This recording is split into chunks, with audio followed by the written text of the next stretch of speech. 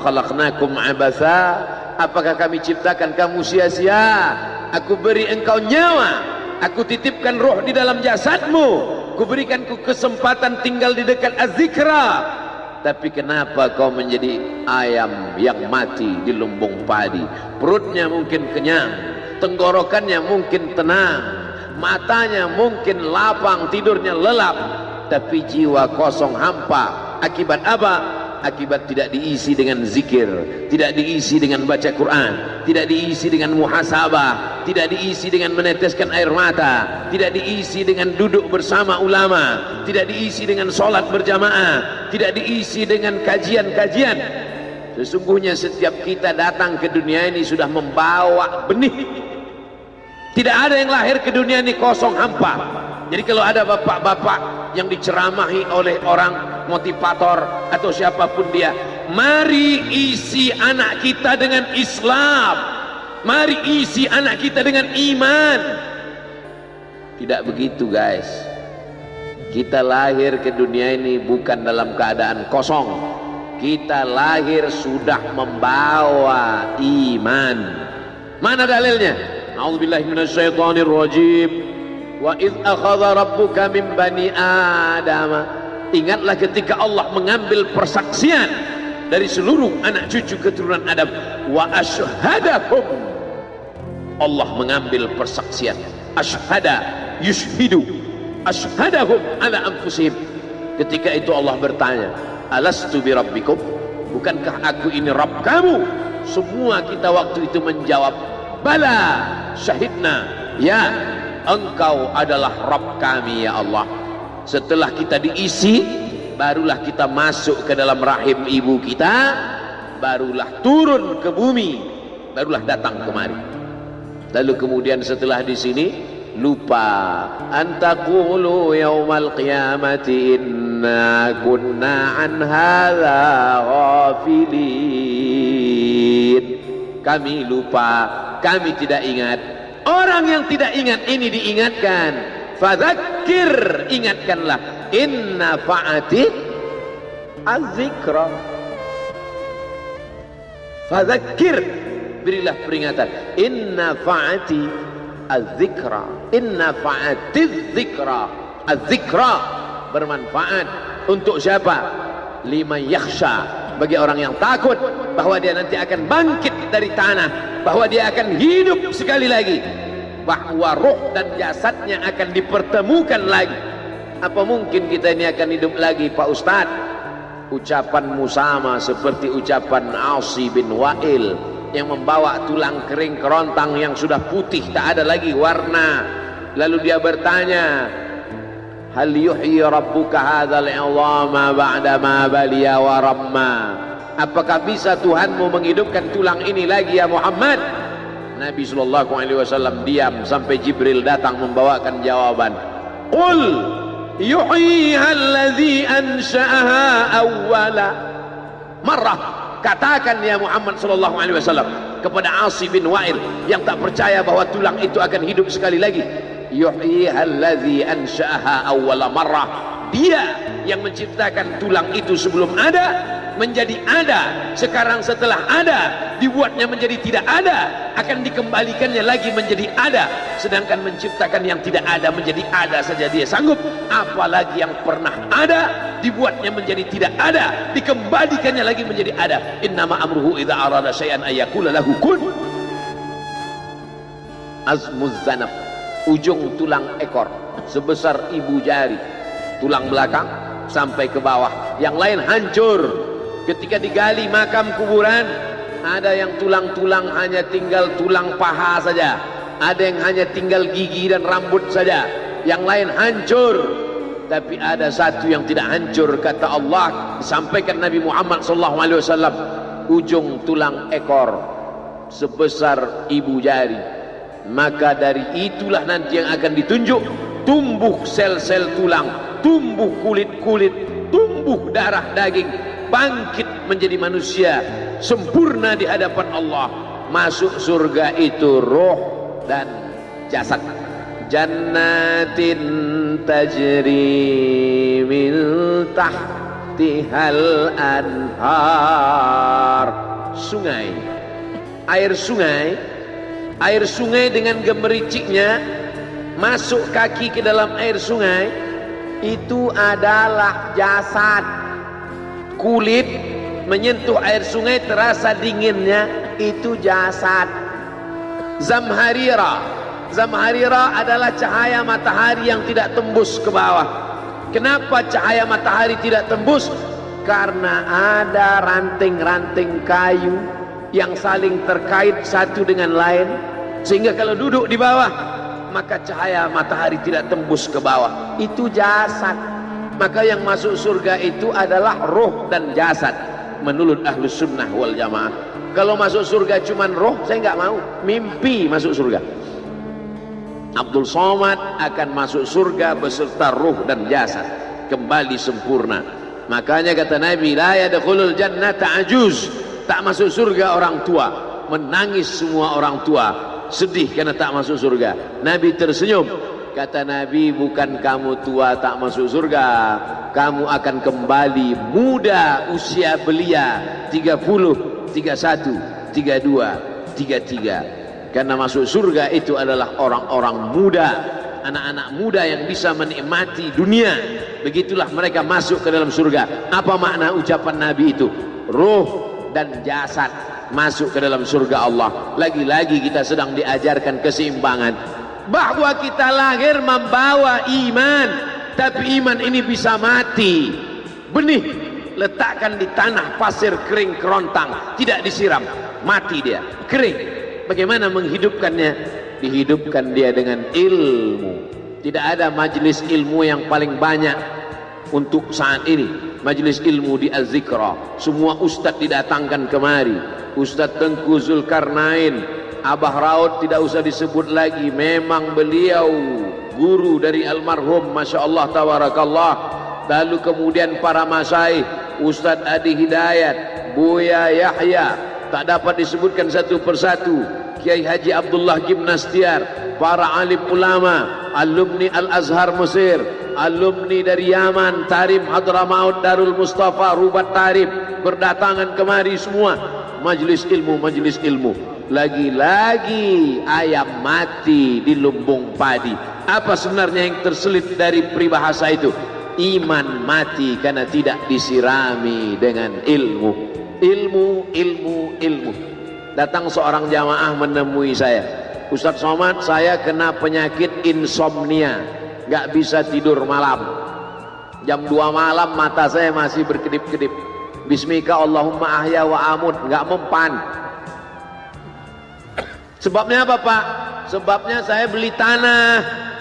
Setelah beli tanah, tanam kelapa sawit, dipupuk, dijaga, 3 tahun berbuah. Pas mau dipanen, sudah dipanen orang duluan. Ternyata tanahnya bermasalah, dibawa ke pengadilan, dia yang menang. Akhirnya sampai jam 2 malam gak bisa tidur. Apa yang terlintas dalam pikiran? Kenapa beli tanah, kenapa tanam sawit, kenapa beli tanah, kenapa tanam sawit, kenapa diambil orang, kenapa dulu gak ternak ikan aja, kenapa gak ternak puyuh. Berbulan-bulan gak bisa tidur. Akhirnya pergi ke psikiater. Pak psikiater, ya saya sudah 2 bulan gak tidur-tidur Pak psikiater. Akhirnya Pak psikiater buat resep. Ini obatnya, yang ini dimakan sebelum makan, yang ini dimakan setelah makan, yang ini 3 kali, yang ini 2 kali. Akhirnya memikirkan resep itu, makin gak bisa tidur. Dimakan, tertidur. Dosisnya habis, terbangun. Kenapa beli tanah, kenapa tanam? Setelah dimakan, muncul masalah baru. Terlalu banyak makan obat, terjadi kekacauan tubuh. Akhirnya kena buah pinggang, muncul masalah baru. Sampai akhirnya saya ketemu MP3 Ustadz. Saya dengarkan sebelum tidur malam. Begitu saya dengar, saya tertidur. Makanya saya tidak marah kalau ada jamaah tertidur. Itu menunjukkan jiwanya tenang.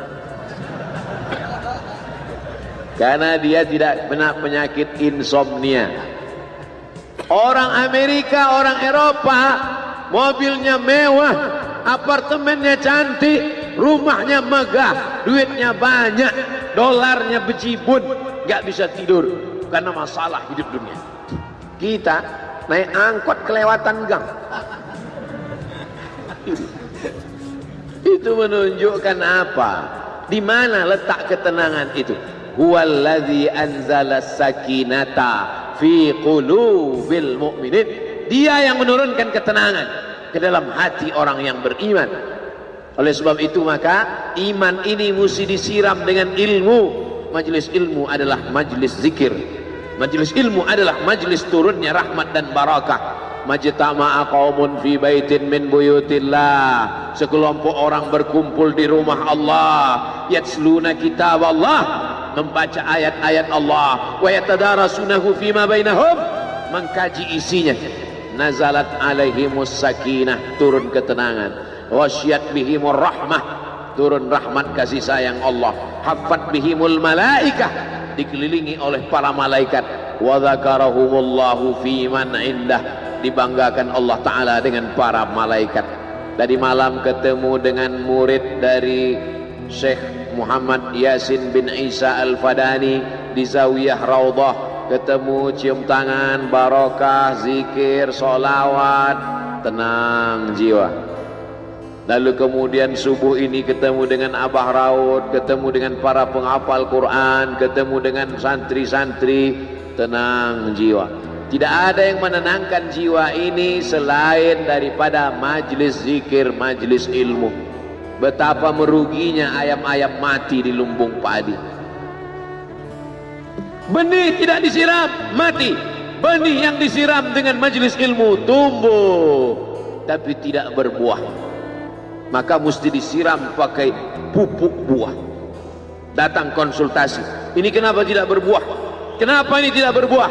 Karena ternyata dia mesti diamalkan. Sudah dapat ijazahnya, sudah talaqi, sudah halaqah, kenapa enggak berbuah? Belum diamalkan. Paksa-paksakan diri sebelum tidur malam, wudhu dulu, sholat witir. Paksa-paksakan diri bangun malam, tahajud. Paksa-paksakan diri siang, sholat qabliyah, sholat ba'diyah. Paksa-paksakan diri pagi, sholat duha. Paksa-paksakan diri, sholat subuh berjamaah. Barulah dia berbuah. Kalau dia tidak berbuah, dia hanya sekedar pokok kayu yang hanya membuat sampah saja. Tapi paling tidak tempat orang bernaung di bawah ketika panas. Tapi manfaatnya tidak sesuai, karena yang ditunggu itu buahnya. Masa pohon kayu rindang besar tidak berbuah, sementara semangka yang kecil buahnya besar? Oleh sebab itu maka mesti berbuah. Benih disiram, berbatang, berputih, berbuah. Buahnya ranum, cantik dan indah. Begitu dibelah tak bisa dimakan. Kenapa? Ulat semua isinya. Oleh sebab itu mesti dijaga. Benihnya disiram. Apa yang bisa menjaga ini? Diprotek dia. Kenapa apel tidak dimakan ulat? Bukan karena ulat tidak sanggup beli apel, tapi karena disemprot pestisida. Ulat tahu ini ada pestisidanya, maka dia tidak makan. Kita nggak tahu, dimakan. Ikan asin tidak dikerubungi lalat. Tidak ada satupun lalat yang hinggap di ikan asin. Kenapa?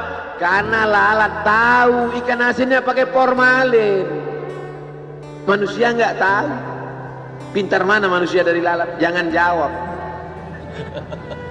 Akhirnya orang makan, menumpuklah pestisida dan formalin dalam darah. Apa namanya? CANCER, cancer. Karena dia tidak larut dalam tubuh. Yang lain-lain larut. Makanan-makanan larut menjadi energi, menjadi sampah, dibuang menjadi kotoran. Sama seperti daun, kalau jatuh ke tanah larut menjadi pupuk. Tapi plastik tidak larut, maka plastik sampah bertebaran. Oleh sebab itu maka ini mesti dijaga. Apa yang bisa menjaga buah apel supaya tidak berulat? Jagalah dia dengan ikhlas. Kamu kenapa nggak ke masjid? Saya kalau ke masjid riak, maka saya nggak ke masjid biar ikhlas. Tarkul amal li ajlin nas riak. Kata Imam Fudail bin Iyad, tarkul amal li ajlin nas riak. Tidak jadi beramal karena takut dipuji orang, riya. Wal amal li ajlihim syirik. Beramal karena ingin dipuji orang, syirik. Kenapa kamu nggak pakai sorban? Takut dipuji orang, riya. Pakai saja sorban anak, jangan takut dipuji orang. Pakai sorban, yakinkan diri. Baik, Ustaz kenapa nggak pakai sorban? Ada masanya nanti pakai sorban. Tarkul amal li ajlin nas, riya. Tapi beramal, tapi saya nggak tahan Pak Ustaz, dipuji orang. Luruskan, karena pujian pasti akan selalu datang.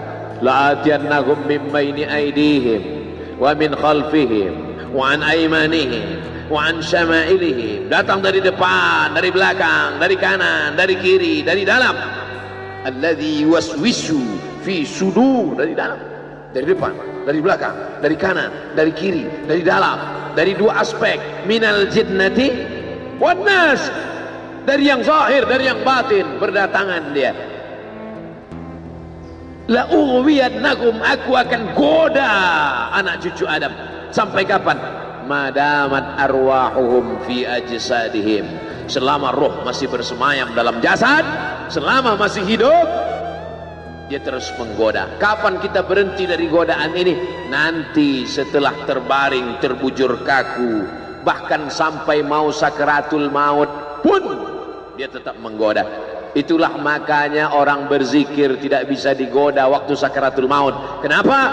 Karena la ilaha illallah akan terngiang di telinganya. Subhanallah walhamdulillah wa la ilaha illallah wallahu akbar.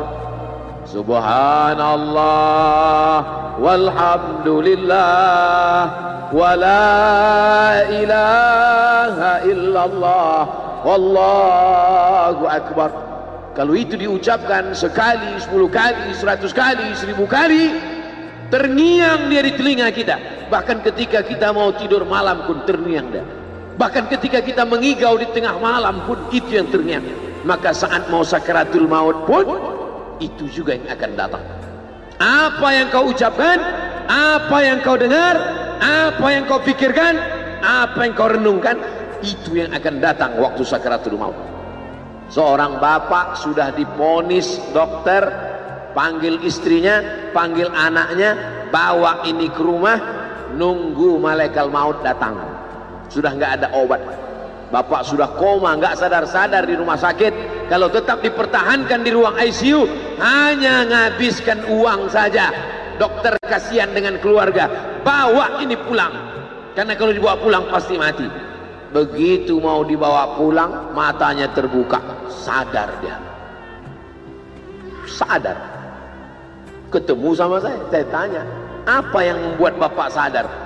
Waktu saya sedang koma itu datang Abdul Somad. Terus apa kata Abdul Somad itu? Nanya kapan tablik akbar. Akhirnya saya terbangun. Kapan tablik akbar?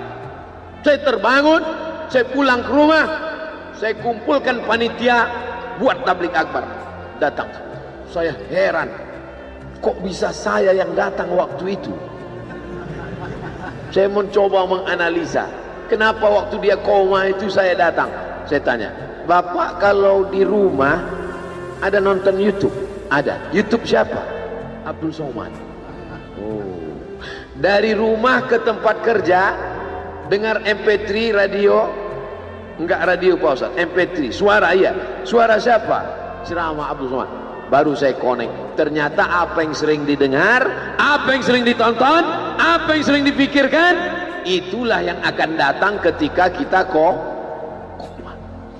Hati-hati yang suka sinetron Korea. Hati-hati yang suka Bollywood. Itu yang akan datang nanti waktu kau koma. Saudaraku yang dimuliakan, saya tidak nakut-nakuti, cerita aja. Tapi yang ketiga, subhanallah, bukan subhanallah, astaghfirullahalazim, astaghfirullahalazim, astaghfirullahalazim, astaghfirullahalazim, astaghfirullahalazim.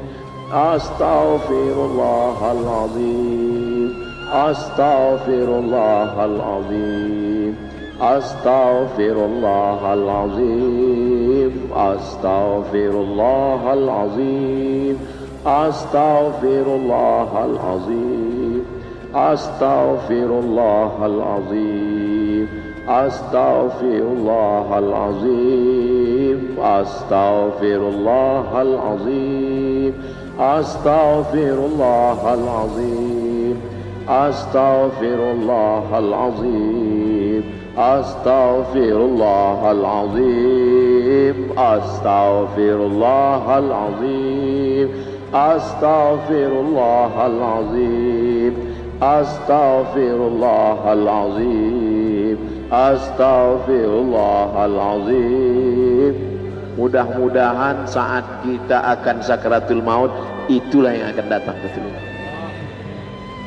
Waktu saya melantunkan astaghfirullahalazim dengan irama itu, siapa yang terbayang tadi? Ustaz Al-Mukarram Sa'arif bin Il. Almar'u ma'aman ahab. Orang akan tetap selalu bersama. Tetap selalu bersama. Itulah lantunan pertama yang saya dengar pertama kali di Pekanbaru, di halaman sekolah polisi SPN Pekanbaru. Sekarang sekolah polisi itu sudah jadi kantor Kapolda karena pindah. Setiap saya lewat di situ kenangan. Disinilah pertama kali, dan itulah lagu itulah sampai hari. Maka kalau saya lantunkan, saya ingat orangnya, saya terbayang wajahnya. Itu betul kata Nabi, almar'u ma'aman ahab. Orang tidak akan pernah. Saya kalau diundang untuk ceramah kemarin berpikir 2-3 kali. Dulu saya membaca riwayat tentang Bilal bin Rabah yang pindah ke Damaskus setelah Nabi meninggal. Saya tidak paham cerita itu, karena Bilal bin Rabah pindah ke Damaskus, tidak mau azan lagi.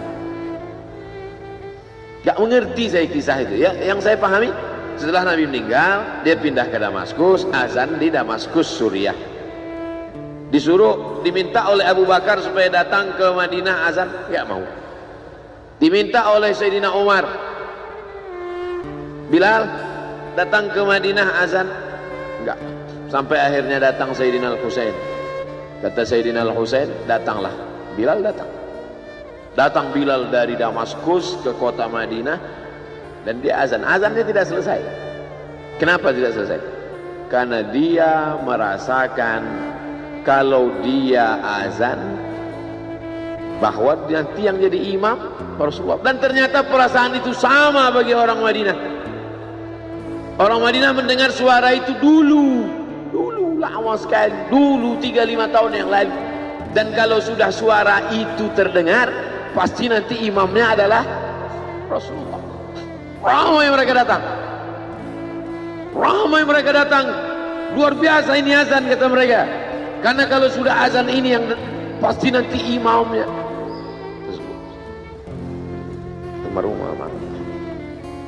Al-Fatihah. Alhamdulillahirrahmanirrahim. Maliki yaumiddin. Iyyaka na'budu wa iyyaka nasta'in. Ihdinas siratal mustaqim. Siratal ladzina an'amta 'alaihim ghairil maghdubi 'alaihim waladdallin. Amin. Allahumma ighfir lahu warhamhu wa'afihi wa'fu anhu wa akrim nuzulahu wa wasi' madkhalahu waghsilhu bil ma'i wal thalji wal barad wa naqqihi minal khataaya kama yunqqa ath-thawbul abyadu minad danas wa abdilhu daran khairan min darihi wa ahlan khairan min ahlihi wa qihi min fitnatil qabri wa 'adzabil nar. اللهم لا تحرمنا أجره ولا تفتنا بعده واغفر لنا وله ولإخواننا الذين سبقونا بالإيمان ولا تجعل في قلوبنا غلا للذين آمنوا ربنا إنك رؤوف رحيم. اللهم اجعل أهله وتلامذته وطلابه من الصابرين الذين إذا أصابتهم مصيبة قالوا إنا لله وإنا إليه راجعون. اللهم اجعل أبناءه وبناته من الصالحين والصالحات واحفظهم من كل سوء وشر. اللهم اجعل هذا المعهد الذكر معهدا عظيما مباركا تخرج منه الطلاب والطالبات من المجاهدين والمجاهدات في سبيلك بأموالهم وأنفسهم.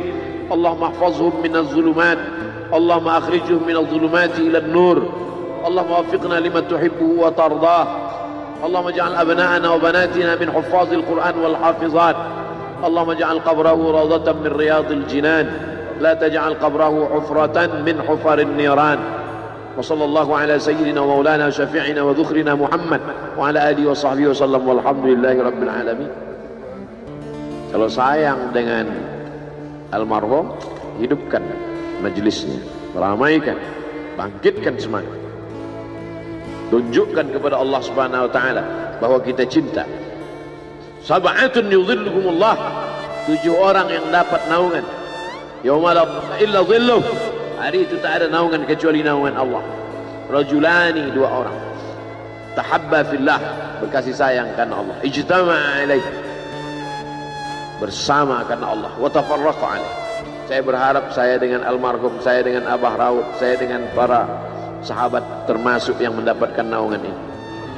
Saya dengan almarhum tak ada hubungan kepentingan, kami tak ada hubungan politik, kami tak ada hubungan ekonomi, kami murni karena la ilaha illallah Muhammad Rasulullah. Alaiha nahya, dengan itu kami hidup, wa alaiha namutu, dengan itu kami mati, wa biha nub'atsu insyaallah, dengan itu juga nanti kita akan dibangkitkan. Sayang dengan Nabi, hidupkan masjid-masjid. Sayang dengan ulama, hidupkan majlis-majlisnya, jaga peninggalan-peninggalannya, lanjutkan perjuangannya. Itu bukti sayang. Sayang bukan di tepi bibir, sayang bukan basa-basi. Oleh sebab itu kita akan dituntut di hadapan Allah tentang nikmat besar ini. Mudah-mudahan kita lulus ujian dunia, ujian akhirat. Amin ya rabbal alamin. Terima kasih segala perhatian. Mohon maaf segala kesilapan dan kekhilafan. Jangan lupa salat sunat isyraq 2 rakaat. Terima kasih. Wassalamualaikum warahmatullahi wabarakatuh.